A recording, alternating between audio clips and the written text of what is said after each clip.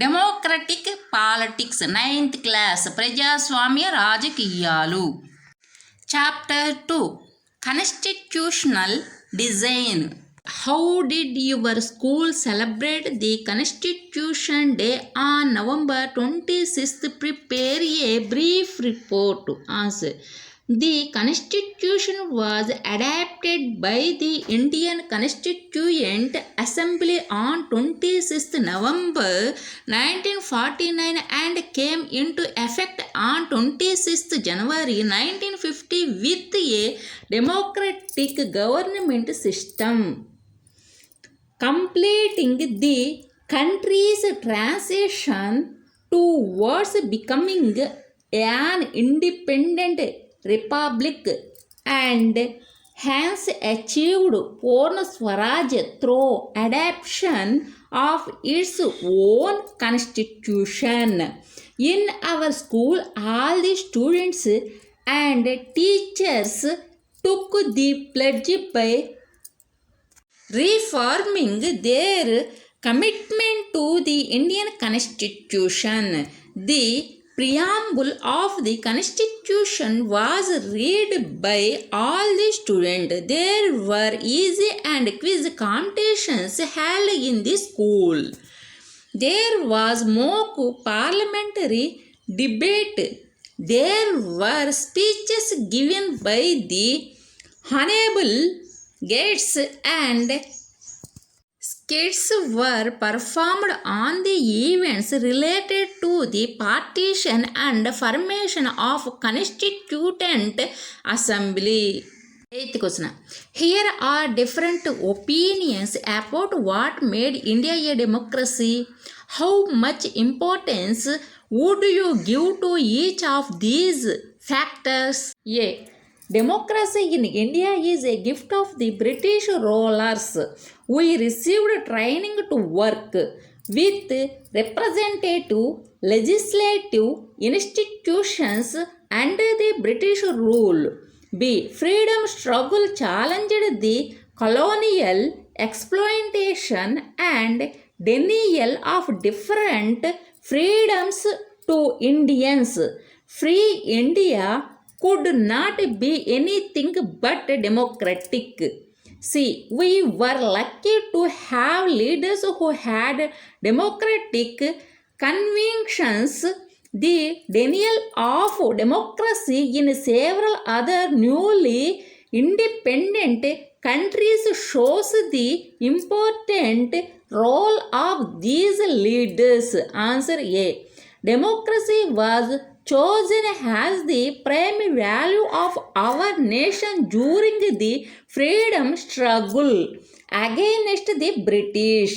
Yes, with the Indian Councils Act, Indians started participating in the councils and hence their experiences paved the way for legislative institutions in independent India.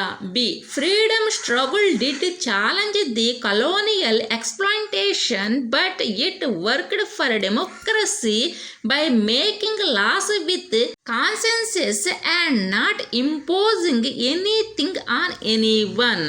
See, our freedom struggle fought a bloodless struggle with tools like satyagraha and ahimsa. These struggles were undertaken to free Indians from the clutches of the British and given Indians the freedom they deserved. 9th question. Read the following extract from a conduct book for married women published in 1912. God has made the female species delicate and fragile, both physically and emotionally, pitiably incapable of self-defense.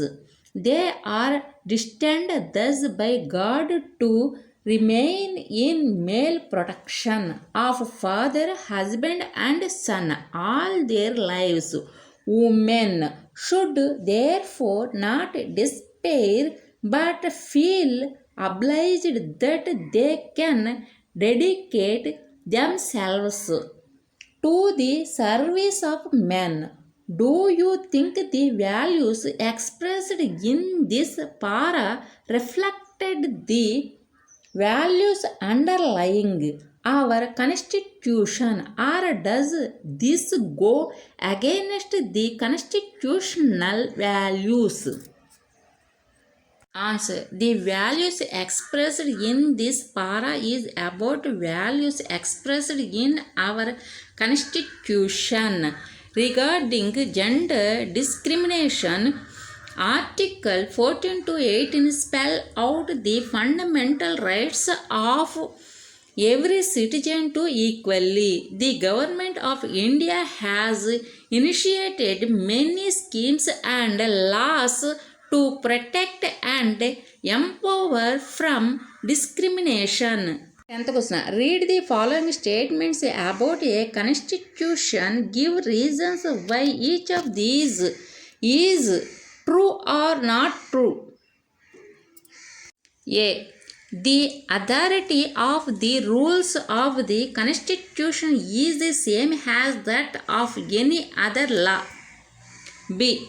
Constitution lays down how different organs of the government will be formed. C. Rights of citizens and limits on the power of the government are laid down in the Constitution. D. A constitution is about institutions, not about values. Answer A. False. The Indian Constitution lays down clear procedures for choosing people that can govern India, and there is clear fundamental rights of citizens of India. All the articles in the Indian Constitution are guided by the preamble. True. The Constitution lays down the powers and limitations of the executive, legislative, judiciary, president, prime minister, council of ministers and parliament. C.